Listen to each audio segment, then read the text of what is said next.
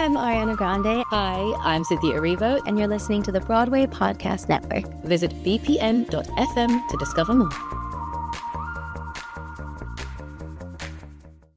Hey, this is Cheyenne Jackson, and you are listening to The Theater Podcast with Alan Seals.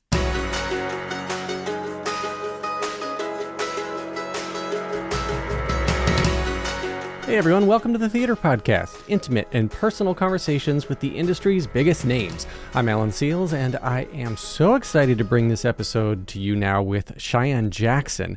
On one of my very first trips to New York before I ever knew that I was going to live here permanently, I saw him in All Shook Up and was just blown away. I've been a fan of his ever since and have been aching to see him back on the stage again, but obviously also enjoying that he's found so much success on TV.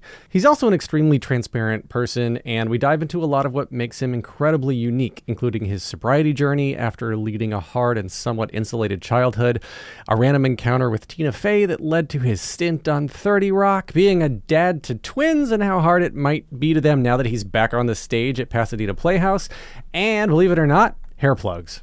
So you want to watch the video version of this interview? Head over to my Patreon account and check it out. Also make sure to follow the podcast on social media at theater_podcast. Everyone now please enjoy this episode with Cheyenne Jackson. Here you go. 1, 2, 3.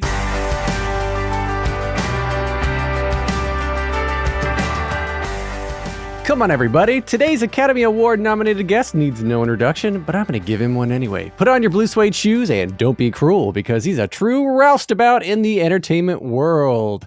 His breakout Broadway role as Chad in the 2004 production of All Shook Up allowed him to continue to follow that dream, with additional Broadway credits including Xanadu, Finian's Rainbow, The Performers, and most recently Into the Woods. On television and movies, he's also been a little less conversation and a lot more action, appearing in hit shows like 30 Rock, Glee, Call Me Kat, American Horror Story, and United 93. He's also a proud advocate for the LGBTQ plus rights and never hesitates to stand by me when it comes to using his voice for causes that matter. But amid that gruff and handsome exterior, he just wants to be your teddy bear, and can now be seen in the Pasadena Playhouse production of La Cage. Cheyenne Jackson, welcome to the Theater Podcast. Wow. Who wrote that intro? That Great would be job. this guy. Wow. This guy. Can you tell I love All Shook Up? Well done. Well done. I wondered how many you could fit in there. You did it all. I had more, but then I was like, we're going to be here all day. It doesn't. We got to at least get to start talking. I love it. All Shook Up was one of the very first shows I ever saw when I moved to New York back in the day. And I had assumed that you were just this powerhouse Broadway performer that had been doing this for decades and decades because you were so damn good. Like All Shook Up, I still play that cast album when they're like, hey, what should I listen to? I'm like, hold up, this is good. Oh, right on. Thank you. So yeah, just touch on that real quick. I think it was in the same season as Good Vibrations, and I think it was often confused because that was not so good. Yeah, there were a few jukebox musicals that did not work right before us. What was the other one? Lennon, maybe? Oh yeah, that was around. Yeah, that there time. were a few, and it just, I think the public, no matter how good ours was or how clever the book was, they were just like, no. So yeah, we didn't get as long of a run as we like, but yeah, All Shook Up. That was, my dad was the biggest Elvis fan ever. So oh really? That was so exciting. And I remember going in for that. They were like, oh, there's this Elvis musical, someone else's cast, but his contract stuff may not work out. And I was like, oh, this is a sign, because my whole, like, from my teenage years on, I'd always been told I looked like a young Elvis. I would go to the county fair and I would sing Elvis music on those little karaoke's, remember, with the bad, like, background and stuff. Mm-hmm. And I just thought, well, this has to be meant to be, because I grew up, I knew all these songs. But like you said, it was a big musical. I think maybe, I don't know, maybe $12 million. I can't remember what they said at the day. 2004, that's expensive. It's expensive today. Expensive. Yeah. And to trust, an unknown at that point, I really was with that. That was pretty major. So, yeah. And you left Altar Boys, right? Like, you didn't transfer with Altar Boys to Off-Broadway, because you originated Matthew, the character of Matthew in Altar Boys, at NIM. Yes. and then left. You didn't transfer with them. I think you were the only one of the 5 to not transfer because you left for All Shook Up, right? That's right. Yeah, that was a hard decision because I was actually a missionary. I went on 3 mission trips. I went to a private Christian school. I grew up listening to only like Christian rock, Amy Grant, Michael W. Smith, DeGarmo and Key. If you know, you know. And so yeah, Altar Boys was very near and dear to my heart. So that was tough, but yeah, it definitely had to. Yeah. And then we wouldn't have gotten the delicious Scott Porter had that now, right? I'm sure we would have, but you know what I mean? He would have taken a different route. That's interesting. And man, how it's interesting to me that you said that it was a hard decision because like being the lead in a $12 million show, I mean, nothing against the small stuff. Everything has to start somewhere, but you're like, I guess, was it the religious aspect of that well, when I say you to when I Altar say Boys? When I say hard decision, I just mean I was super emotionally attached to Altar Boys, and it was the first thing I'd ever created by myself. The first thing that I was the first to ever sing these songs and create something. So, you have a sense of ownership about these new projects. So, but no, it was not a difficult decision in terms of like the Elvis musical. Come on, but yeah, it hurt for sure, just because you had to let go of your baby. Sure. I guess if you have like a crude analogy here, if you like nurse a car back from the dead and then all of a sudden you just get a brand new car, you still love your old car, but the new car is much nicer. Like see ya Hyundai. Yeah. So you were born in Spokane, Washington. Do I have that right? Spokane. Yeah, even though there's an E, yes. People from Spokane get very testy about that. Spokane. Obviously, yeah. Spokane. And I didn't realize that there was a religious aspect to your childhood too, but tell me about that. Yeah, I grew up about an hour away from Spokane in a little town right on the border of Idaho and Washington. This little town called Old Town, Idaho, and a little town called Newport, Washington. Truly, the river ran between the two states, and so I lived in one state and went to school in another state. So I essentially grew up in both. Oh wow! Very, very Republican, conservative, white. Probably 40 miles away from the Ku Klux Klan Aryan Nation compound in northern Idaho by Coeur d'Alene. So. It was definitely, it was clear very early on, like what path you were supposed to take and who you were supposed to be. But yeah, religion and Jesus especially was a big part of my childhood. I went to a private Christian school up until 8th grade. And yeah, my parents, my sister, my brother is a pastor. It was just a big part of my life up until I was 18. Oh, I meant to say a second ago that one of my first serious relationships to impress a girl's parents, I went to a Michael W. Smith concert with her. And so we did that in Jars of Clay. And then I was like, wow, this is a lot. Yeah. Yeah. There was Michael W. Smith, Jars of Clay. I forgot about that. The Flood? They crossed over into mainstream for a hot second with Flood because they didn't say the word God in it, I think. Oh, yeah. No, I remember when Amy Grant did a secular, that's what it's called, a secular duet with Peter Cetera. Remember, next time I fall in love. Yeah. And I remember in the church, everybody was outraged that Amy Grant had done a secular song. And I remember there was this Christian bookstore in Spokane. They like took her CDs off the shelf because she had done this secular song, and it was nutso. But what are you gonna do? I came from a place like that in North Carolina, small teeny town North Carolina, and now after being in New York for 18 years now, like it seems like everybody's grown up and everyone's gotten better and doesn't do that anymore. But that's not the case. Look at the political divide we're going through at the moment. 50-50, baby. You're absolutely right. It's sad. Well, I mean, so getting into the activism side of things as well, you're very outspoken for gay rights, and being a gay man yourself, growing up in the religious background, that's actually why I was trying to talk on that a little bit. So were you, I mean, when did you know you were gay? Was it hard for you to come out until you moved away from there? What was that process? I knew I didn't know what it was, but I definitely knew that I liked boys when I was 7. That's my first memory of like, a boy at school. I didn't want to just be his friend. I like wanted to kiss him. I wanted to hold his hand, or there wasn't any sexual feelings, but it was just like a feeling of closeness. I remember feeling like I want to marry him.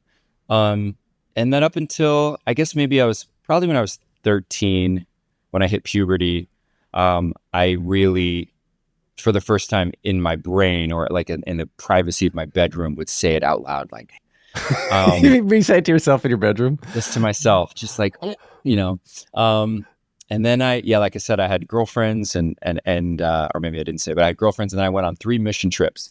And on my last mission trip, I was 18 years old, and I just had this epiphany on the beach in Mexico one night, and I had it.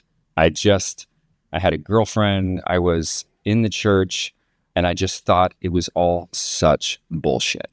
And I was tired of the fear, and I was tired of the intensity and the narrow-mindedness and the judgment. And not all Christians are like that, but I just, in my experience, it did not sit with who I wanted to be. And I remember it was my 18th birthday, and all of my friends on the beach had gotten me one of those, cheap birthday cakes with like bright blue frosting that turns your whole mouth blue. And I had a piece of that. And I remember I went out swimming in the waves, and I remember watching everybody on the beach and watching all my, my Christian friends. They were like playing Michael W. Smith and Jars of Clay. They were playing and they were crying, and I was looking at them, and I was just thinking, no, this is not me anymore. I'm gonna go for a little swim, and when I come back, that's it. I don't believe in Jesus. I mean, I think Jesus was probably a person, but I don't believe in this, and I'm not a Christian, and I'm gay, and that's just how this is gonna go. And it was that black and white. I was done. And then after that mission trip, I came home, came out, moved to Spokane, Washington, a big city, got into like a little gay youth group so I could meet some other people like me, a gay volleyball league called Safe Sets. And kind of began my life, as a queer person in kind. I've met people of color for the first time. I met other queer people, got into the theater, and the rest is history. Whoa. And your family, your friends, did you have to like reset? Hopefully your family, hopefully there's a nice story there, but like friends, did they accept you, or was it just like, nope, black and white, he's out, he's not one of us anymore? Because that's how I felt. That's why I was trying to impress this girl's parents. It was a mixed bag. My parents had a hard time with it at first. It was very shocking for them, and we kind of mutually decided that we would just take a little sabbatical from each other for about a year. We kept all of our conversations just very cordial, but no, it was very difficult for them. And I did understand. I had read this article about when you come out, you have to understand your parents are mourning their idea, their dream of who they thought you would be, and their dream of who they wanted you to be. So even though I wanted to be like, I'm gay and you just have to accept it, I knew that it was going to be a big thing for them, especially my mom. And it really was. And so I kind of let her have her space and let her mourn that. And then it was great. It was great. And then from like 19 on, and I'm 49. So yeah, the last 30 years, they've been my biggest supporters. My dad passed, sadly, but always coming to everything. So yeah, other friends in the church, it wasn't so much like that. Some of my old pastors, it was a tough time, but that's okay.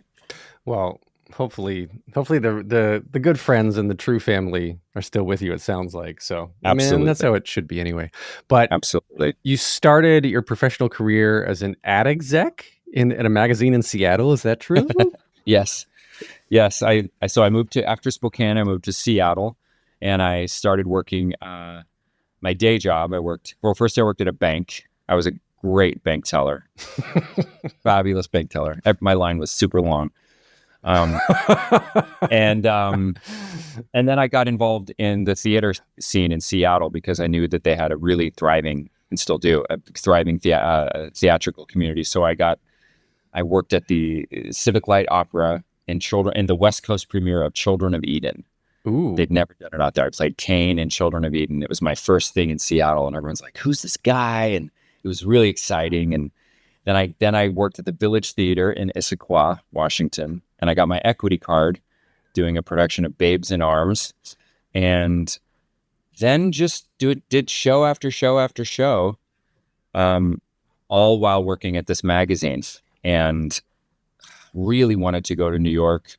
Always dreamed of going to New York, but I didn't go to college, and I had this rather large chip on my shoulder about it.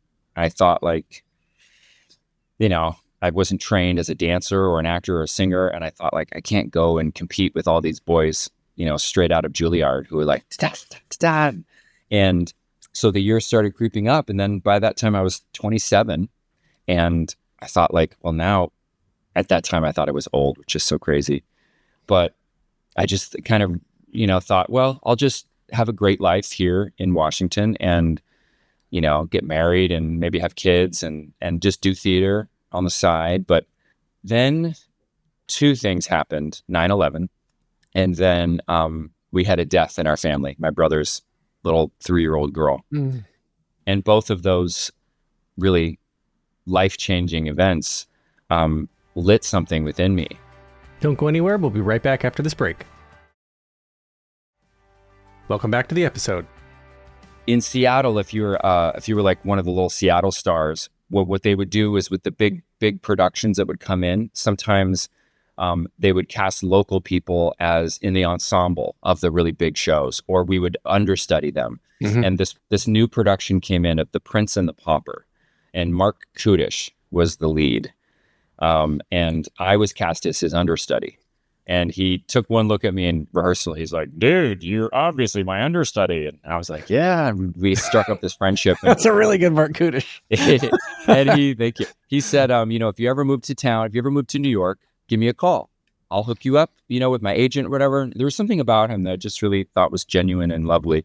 That had happened prior. And then, I had those two events, and I thought, you know what? This is it. This is my moment. I'm going to do it. So I moved. I had a boyfriend at the time, but he stayed in Seattle, and I had a little bit of money, and I went to New York just, I guess about 6 months after 9/11, and called up Mark Kudish, and he sent me to his agent, and I went in and I read and I sang for them, Bauman, Rodanti, and Shaw. Mark Rodanti was my first agent, and then he signed me, and then my very first audition was for Thoroughly Modern Millie. And I had just seen them win the Tony, Gavin Creel and Sutton Foster, and I booked it. I didn't even have pictures yet. This was like months. It's like 3 or 4 months after you moved to the city. 3 weeks. 3 weeks? Jesus. 3 weeks. Yeah, it was 3 weeks. I didn't even have pictures yet. I just have my composite. Back then, you take it, you have like a little, But I truly believe that because of the things that had happened in my life, and because I was not a kid, I had some life experience, and I had some pain, and I had some grit. I also grew up very, very poor, outhouse, no running water poor. Wow. I think all those things combined, plus I was talented and I had a natural talent. All of it was just like a special sauce, and I was in the right place at the right time.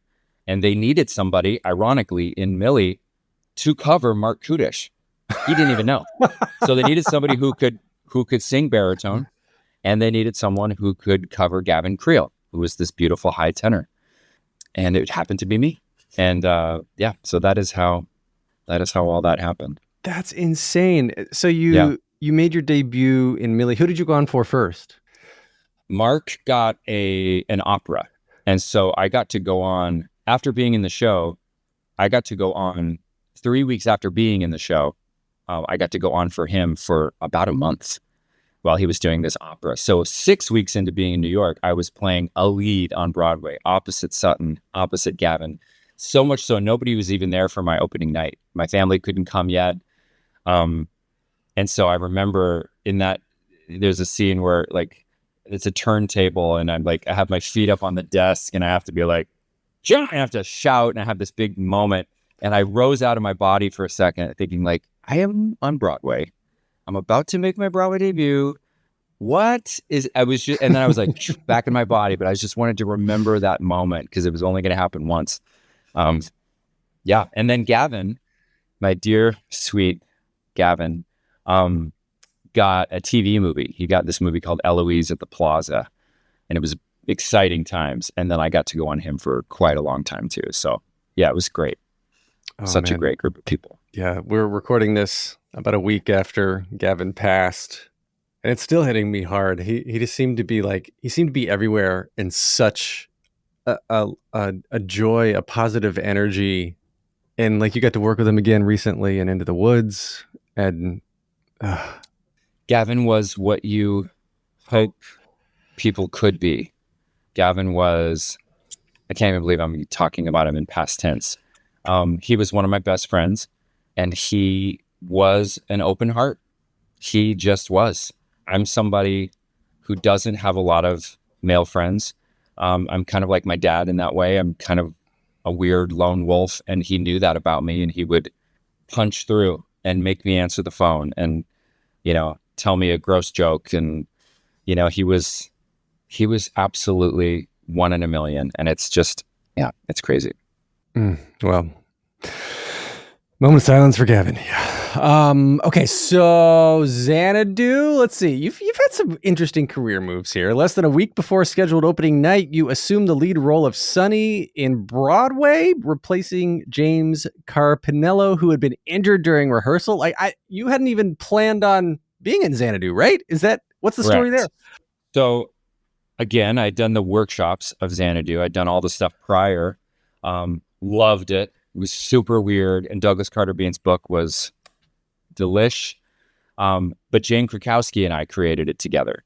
And I was convinced I can get very stubborn sometimes with art. And I was convinced at the time that the show would make or break, or the show would really live or die based on the relationship between Sonny and Kira. And when Jane's pilot, 30 Rock, got picked up and she couldn't do it, I could not imagine a world of doing it without her. Wow. It's so crazy now when I think about it. It's like, there's so many fabulous people, but like in my mind, I was very pure about it. I was like, I can't do it without her. So I let it go, and they moved on, and James, fabulous, and all these people, Carrie. And I remember I got a call late at night, maybe early in the morning, from Chris Ashley, who directed me in All Shook Up. And he's like, basically, we are fucked, and this is what happened. Would you ever think to just come and just help us open the show, and then we can figure out next steps? And I said, but yes, I will help you. But he said, just come watch. You got to see what Carrie Butler's doing. Because in my mind, it was only Jane. Jane was just practically born on roller skates and just oozes cheeky humor and, sex. And I went and watched Carrie Butler, who was so batshit and hilarious and genius and could barely skate. And it was just so, and I was like, this is genius. The way, and the acts, I was like, yes, I am in, I will do this. And then sadly, James, it just didn't work out for him to come back with his knee, and it was weird. And sometimes things get very weird, and one team is telling one person one thing and one team is, so there was actually a little bit of a weirdness with him and I for a few years. And only recently did I reach out to him and be like, can we talk about Xanadu? Like, what actually happened? Here's what happened with me. And he was amazing, and we're good. Everything is good. But yeah, Xanadu ended up being, probably the most fun I've ever had on Broadway. I love a nice 90-minute show. When we were getting out of Xanadu, my buddies at Les Mis next door were just finishing the barricades in Act 1. I was like, hey, I think, if memory serves, didn't Carrie take the role? She was asked, can you roller skate? She said yes, and she had never put on skates before. Didn't she accept the role without learning to skate first? I don't know.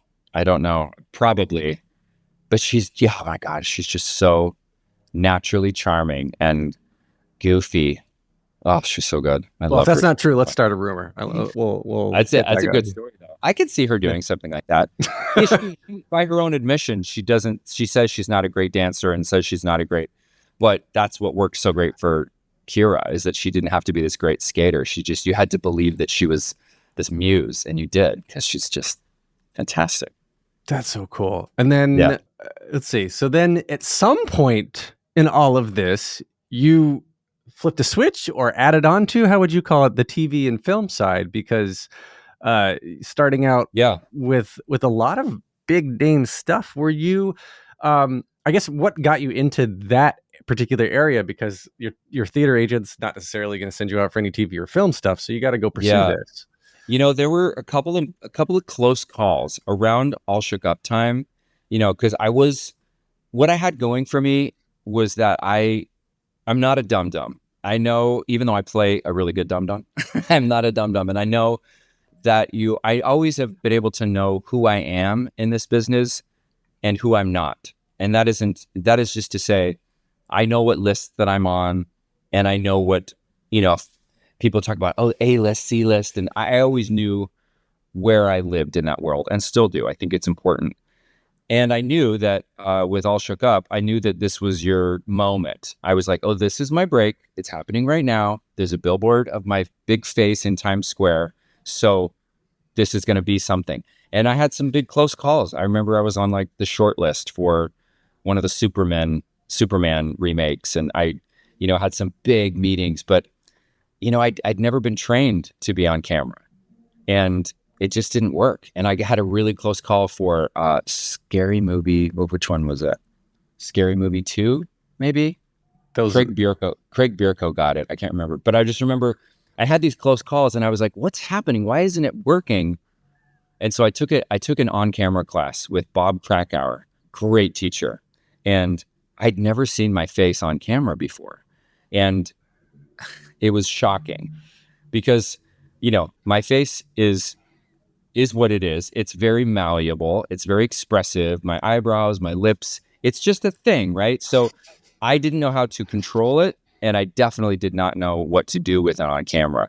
And I remember we would watch our scenes back, and I looked nuts. I was all mouth and fidgety, and my eyes got huge, and I was like, oh, wow. And so I really learned to calibrate. And I learned that if you just think a thought on camera, you will see it. So that was number one. But I couldn't quite make stuff happen. And then I did Damn Yankees at City Center Encores with Jane Krakowski and Sean Hayes. And Tina Fey came to that performance. And she asked to meet me afterwards. And she came backstage and looked up at me, and she's like, I love your big Midwestern face and your comic timing. And classic Tina Fey. Classic Tina. And I said, yeah, well, I'm from the Northwest, but thank you. And she said, I have this part on 30 Rock that I would love to gauge your interest. And that was it. That's how I got 30 Rock. Nothing has ever been that easy ever again, by the way. Wow.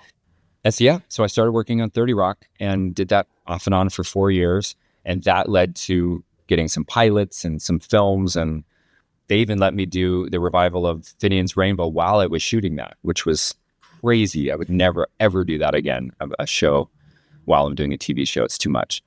But yeah, that's how that all started. And then you get used to the TV schedule, and you get used to the TV money. Yep. And you get used to like them, it's early in the morning and someone's like, would you like a coffee? Would you like this? Everybody, I'm like, yes, I would, because Broadway is just so damn hard. It's so hard.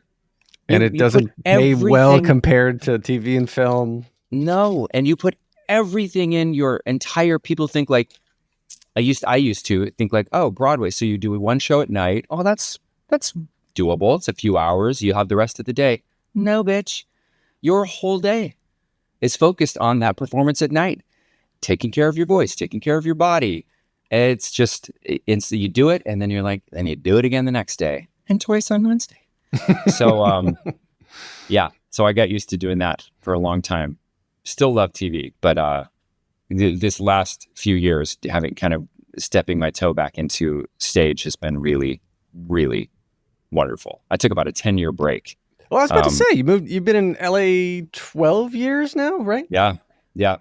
So yeah, 12, the first- 12 years. So you're going to do La Cage now, starting in November 12th, December 15th, La Cage at Pasadena Playhouse, opposite Kevin Cahoon. Brilliant, funny guy. I can't wait to see you two in this.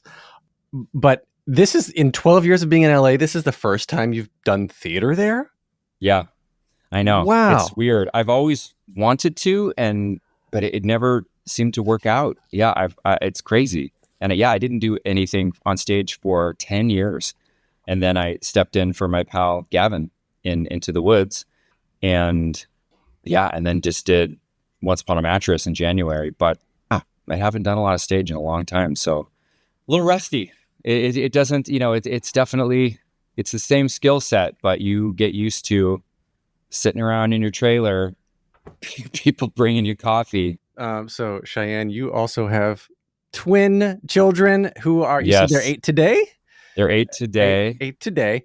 And I was bringing up the kid stuff because now you're going back doing this 8-show-a-week schedule, and you have kids. Being a dad and being a parent and having, especially to 2 children of similar or same age, that's nuts. And now you're throwing yourself back into this rigorous 8-show schedule where, like you said, your whole day is dedicated to it. And you can't just not talk. You can't save your voce because your kids need to, make you yell at them and all that. Yeah, they don't care.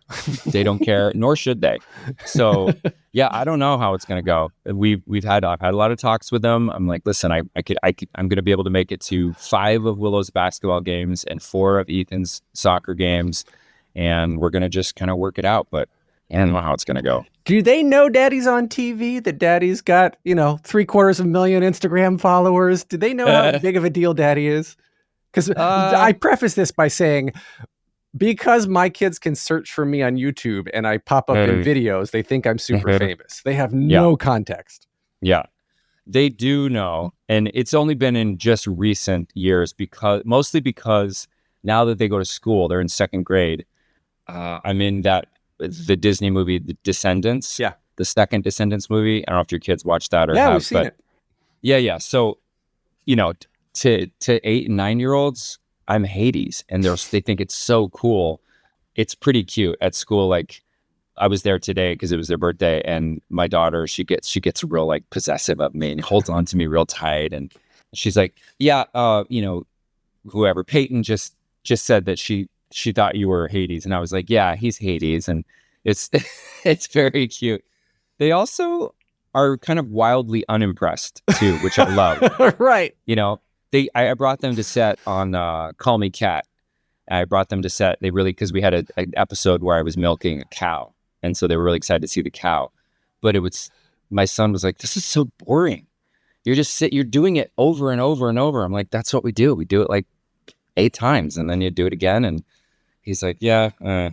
So yeah, it was pretty cute though. I did some concerts in P-Town this summer, and I brought my family, and my son and daughter are both very theatrical. I wonder where they get it. They worked up this little intro for me on their own. They were like, "Hello, everybody. Welcome to P-Town. I'm Willow, and this is my brother." They had like lines. You couldn't pry the microphone out of their hands. It was so cute. Don't go anywhere. We'll be right back after this break. Welcome back to the episode. Let's see. So 4 seasons of American Horror Story, which I think, let's see. So Glee was first, working with Ryan Murphy, right? Yep. So 30 Rock opened the door for Glee, which then introduced you to Ryan Murphy, and then American Horror Story. What's that sequence? Well, actually, Ryan saw me in Xanadu. Oh, yeah. Ryan saw me in Xanadu, and then talked to me about auditioning for Glee. I auditioned for Mr. Shoe, the part that Matt Morrison got. And then he wrote me something for the 2nd season. So yeah, that's the first time I worked with him. And then, it's just been kind of one of these fun, creative relationships where I never know what he's going to call. I never know what it's going to be. And you just always know it's going to be something different than you've ever done, probably something weird. You're for sure going to be bloody. You might be naked, and it's fun. It's fun to have those people in your life. Did any of your characters ever make it to the end of the seasons? I just remember Kathy Bates always killing you. No, yeah, I was joking with Kathy the other day about that. I don't think so. No, 1, 2, and I did Roanoke. Did I die in Roanoke? I'm sure. Oh yeah, I did. And then Apocalypse. I died 3 times, I think, in the same. Yeah, no, I've never made it to the end. I'm always I always longed for my American Horror Story, like my wild season. The wildest was Roanoke when I got to play, but normally I'm like the straight man, to everybody else's crazy, which is fun. It's great. I love it. Well, that's interesting. Oh, I want to go back to the Superman. You said you were in one of the finalists for Superman. Did you audition for the movie that Henry Cavill got? Was it that remake? No, before the like Brandon Routh. Oh, era. Interesting. Yeah. I went for a hot year trying to get into TV and film, and sent in a tape to execs for that. It went to Henry Cavill. So like him, me, whatever. He had a lot of muscles. I didn't. I get it. And yeah, it was that one. And then Zachary Levi, I auditioned for Chuck for both the role of Chuck and Morgan, the goofy best friend. Obviously didn't get either of those. But yeah, it's always interesting to see these finished products when they come out and all that. You're like, oh yeah, there's a reason they didn't go with me. Like they're way better at this. They're way better. Yeah, it really is. I've really learned, because it used to be so painful when I wouldn't get something, and you're like, that guy. And then you see it and you're like, oh, well, yeah, actually. Speaking of Zachary Levi, I remember the final group for Tangled was me and Gavin Creel and Zachary Levi. Jesus. I know. Crazy. Wow. Yeah. And then it's such a small world, though, because everybody, like, you really are typed. And so I think, you get brought in with the same people. So you see these same people over and over again. I think probably less so in theater because of the makeup and the wigs and things. But on TV and film, like, you're close up. You can't really hide that. So you and Henry Cavill could be stunt doubles. Yeah. I'd be his. Yeah, for sure. And every time you think you're, people always tell you, you're special, you're unique. There's no one like you. Just really play into that. And then you go into these rooms and you look down the line and there's like 20 dudes with black hair and blue eyes. And you're like, but I'm special. It's all about how big you make your eyes during the murder scenes. Yeah, that's funny.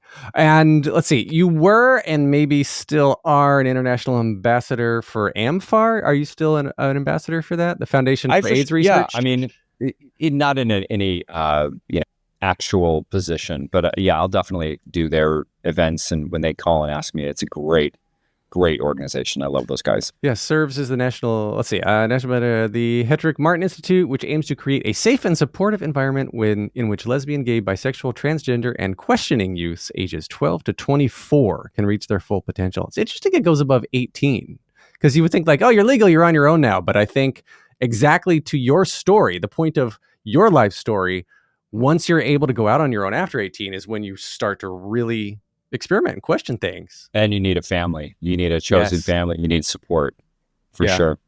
Yeah. So what made you want to get involved in that kind of support? I mean, because there's one thing to be like, I identify like this, but there's another thing to say, I'm going to devote and give my time, which is everyone's most precious resource, to something like this. Yeah. It's there. Everything that I take part in, it's something that I wish that I had. So, Hedrick Martin and the Harvey Milk High School. I mean, it's just, I wish that I had resources like that growing up, the Trevor Project. At 15 in Idaho, this big queer kid of, feeling so alone and other. I would have loved to be able to just get on the phone and talk to somebody and be like, oh my God, are there other people like me? So I think that's really what it is. I can't give a lot of money, but I can give my time, and I can give, my platform and my energy. So that's why. Tomorrow you're going to pick up the phone and some other kid's going to say, I just came out of the ocean and realized I don't believe in Jesus. And you'll be like, I've been there. And Go get him, Tiger. go get them. You don't need to go to Michael W. Smith concerts anymore. And let's see. So if we can, do you mind talking about sobriety for a little bit? Just to sure. Okay. Let's see. So I was reading that you identify as an alcoholic and relapsed actually last year in 2023 after 10 years of sobriety. So like when did you start to realize that there was possibly a substance abuse problem? I think probably 23, 24, those years in Seattle. I remember going out and about with my friends, and I've always been very, I thought of myself as very socially awkward. I don't like big groups of people. I loathe small talk because I just want to have real conversations. I just want to really connect with people, and talking about like, it's so hot lately or whatever. So I can't. And so I would find myself in these social situations just pounding the drinks. And it really was just to feel comfortable, even just in my own body. Yeah. And I remember having a couple of moments where like my other friends would have 2 drinks and be cool and have the 3rd drink just sitting on the bar, and they could leave it. And I remember thinking like, you can leave that? There's so much left. That's still, how are you going to, like, in my mind, I was just focusing on that they didn't finish their drink yet. I thought, oh, that's probably something. I should probably note to self for later. And then when I got to New York, and really just the machine of Broadway and doing your show and then going out, I came up in a time right before social media where we could just like go nuts. Thank God we missed all that. But like my group of people was like Gavin and Shoshana and Eden Espinoza, and there was a group of us that are kind of in the same little fraternity of sorts. And I just remember I never ever drank at work, but it was always something. As soon as I was done with my show, I just wanted to fucking get hammered, because I think for so long I was so pent up in the church, and I just didn't feel free. I just took it to the extreme, and I had a couple of scary, situations where I drank too much or, did too many drugs, and there were definitely a couple of scary moments in there where I had to get it together. Yeah. So about 12 years ago. Yeah, 12 years ago, when I first walked into a little AA meeting with a girlfriend and just fully identified and thought, oh, wow, they are me and I am them. And that was it. So is that a relief to be able to find another chosen family, to find that support group? Or is it like, did you have to work through shame, embarrassment? I mean, I'm going through all the things in my mind that I think could have happened, or emotionally, right? Like, it was, I think it was all of that. I definitely felt like, oh, what a drag, first of all, that I'm going to have to be going to meetings for the rest of my life. And just, that was the one thing, like, God. But no, most of it was, this is good news. This is good news that there is a way, there is a solution, and you don't have to live in this pain. And I remember my hangovers used to be just so brutal. I couldn't even lift my head up until like noon. I'm talking just, I don't know how I made it through all those nights, but I didn't want that anymore. And I wanted to feel good about myself, and I wanted to make good decisions. And so. Yeah, then fell off the wagon in last year. And I mean, what was, somebody was telling me something the other day that like, if you break your streak of anything, whatever you're doing, whether it's Duolingo or posting on, something, right, to earn awards, that it's not the end of the world if you, like, it's okay, it's acceptable, it's human to break a streak, and then you just start over again. Yeah, I mean, for many people, relapse is part of sobriety. It's part of your deal. So nobody is perfect. There are a few people that once they got sober, they never ever, but that wasn't my story. But yeah, the urge to drink and to, I don't have that anymore. I don't have that. And, falling off the wagon, I guess that's one way. I think that's how I may put it. But it wasn't even like a big dramatic thing. It was just like, COVID had happened and my show had been canceled and my best friend had died. And I was like, you know what? I'm going to have some wine. I'm going to fuck it, And so for like a week or so, I drank. And then I was like, this doesn't feel good. This doesn't feel like was not anything like it used to be. But it just, I've become so accustomed to feeling great and waking up clear-headed and feeling, I just like, that's not my thing. So for better or worse, I'm very transparent. One of my girlfriends, she said recently, she's like, honey, you don't have to tell everyone that, right? You're such an open book. I'm like, I know, but I always have been. And so I feel like if I can help somebody by talking about it, then I will, that's why I talked about my hair plugs, because like, who fucking cares? So I lost my hair. So I got hair transplants. Like these. I didn't know that. I didn't find that on the internet. Yeah. No, I talked about it. Yeah. But I just remember like, he says as he gracefully strokes his beautiful rub my hands through my hair. Yeah. But these things that we have shame about, these things that we put on ourselves, like we say in recovery, you're only as sick as your secrets. So I don't really got any secrets. And so I'm not sick. And that's what makes me feel free, by being, open and honest. And I'm not perfect, but I'm good today. Yeah. Yeah. How do you choose what your next projects are now with two relatively young kids and the demands of an 8-show theater schedule? Of course, plug again, La Cage, A Fall at Pasadena Playhouse, November 12th through December 15th. How do you choose your next work? Because you're also on Dr. Odyssey, which I just started watching. I think it's so cute. Yeah, it's really cute. How do I choose? Well, I can't,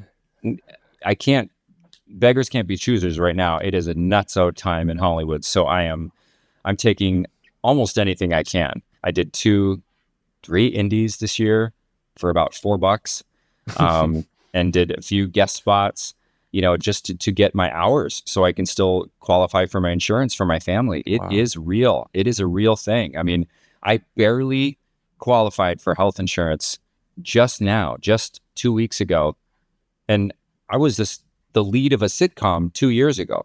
Like it is, and this is 18 years of being a professional actor. It is a real thing. So how I choose is if it's something that I think I can bring to life, and it's not too long of a like I try to not be away. The longest I've ever been away from my kids is 3 weeks, and that's pretty tough. Mm-hmm. So as long as it's not too long, I'll do it. Would you relocate them temporarily, at least to New York, if you had something like life-changing out here? I think so. We've talked about that for like a year. I think they're little enough to where it could be still an adventure. It would have to be the right thing though, because I've been offered a few things, and it's just I've turned them down, Broadway things, and I've turned them down because I just could not. Even just doing Into the Woods and Once Upon a Mattress were only like a month long. Mm-hmm. It was just, it's your tribe. It's your little pack. My life is for them and with them, and I don't really want it without them. Yeah. I know it has to be that way sometimes, but I would for the right thing. Sure. Man, my kids still get upset when I go out to see a show once a week and don't put them to bed. I can't imagine like being gone every night. It makes me sad. I don't know how La Cage is going to go with the bedtime schedule. They know that I'm going to miss basically 2 months of bedtimes, and bedtime it's a big deal in our house. So you seem like you're a funny voices guy when you're reading to them. You got to be a funny voices guy. Oh yeah. But although now they're at the age where they're supposed to read to themselves. So I'm not supposed to do the reading. They're supposed to read to me, and I'm only supposed to help if they can't do a word. I still split it because I like it when they cuddle up on me, and and they cuddle in and start falling asleep while I'm reading. But yeah, we have them read first. Yeah, so that's cute. Same. Don't go anywhere. We'll be right back after this break. Welcome back to the episode. Okay, so as we wrap up here, we're going to play a quick little game called Plot in 60 Seconds. So we have 60 seconds up on the screen, and I have a list of 16 popular musicals, and then you're going to give me your choice, 1 through 16, that will correspond to a show on my list. And then you have to give me that plot of that show in 60 seconds. Oh, geez. I'm not going to be good at this. Okay, maybe I will. All right, 1 through 16. 5. That is Les Mis. Go. Seconds Oh, God. remaining. Oh, a guy steals a loaf of bread and he has to go to jail for a very long time. And then there's this guy, Javert, and he's chasing him. And then there's this prostitute and she has to sell her hair. And then she has a kid. And then Javert 45 dies. And then seconds Jean remaining. Valjean, the daughter goes to these creepy guys, the Thénardiers, and they're abusive to the little girl. And then the little girl grows up. And then Jean Valjean dies. And then they win the war. All right, 29 seconds. That was terrible. I love it. You tell stories like my younger son does, and then. I know. Yeah. Details. I mean, I am so good when it comes to lyrics and things like that. But you ask me like dates or like a plot, no. But whatever. Let's do the second. All right, that was good. Okay, so I have 3 standard closing questions. The first one, just very simply, is what motivates you? See, I could get really deep, and I could get really annoying. Just tell My the truth. family. Yeah, Sorry, my go ahead. family. My family motivates me. Everything I do is for them, for sure. What advice would you give to your younger self and younger people listening now, starting out down a similar path? Man, still gonna have to edit this long pause out. If you can think of something else that you'd rather do with your life, then you should do that. But if you wake up every morning and telling stories and singing and making people feel inspired and creative and entertaining, if being an entertainer and an artist is the first thing you think about in the morning and the last thing you think about at night, then you have to do it. If not, don't do it. Go be an ad exec. That's what I would say. Yep. And now, last question. If you could only see one show for the rest of your life, but you can see it as many times as you want, what would you see? One show. See it. How could anyone choose one show to see? This is the hardest question. Hardest of the whole interview. One show to see for the rest of my life. The rest of my life. I'm going to have to go with Les Mis because you don't know so the plot. long, and I don't know the plot. And I need to see it so many times so I could figure out the plot. So yeah, Les Mis. Oh, okay. I love that. All right. So where can we find you online on social media? Plug all your stuff.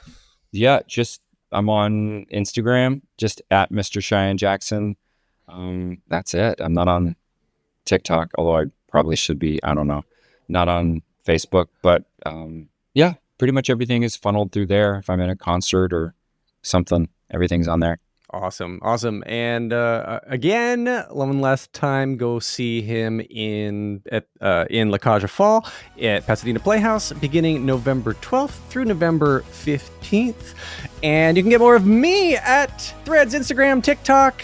I got some stuff on Patreon. Leave a rating and a review wherever you're listening. Thanks to Jukebox the Ghost for the intro and outro music. And Cheyenne Jackson, thank you. I have been looking forward to this interview since 2004. Alan, this was awesome. Since I saw you in All Shook Up. And now I'm going to go listen to the album. Such a good album. Stephen Oremus, man. Thank you, Cheyenne, so much. You've been a pleasure. Thank you. My pleasure. Take a deep breath, make the world a little colorful.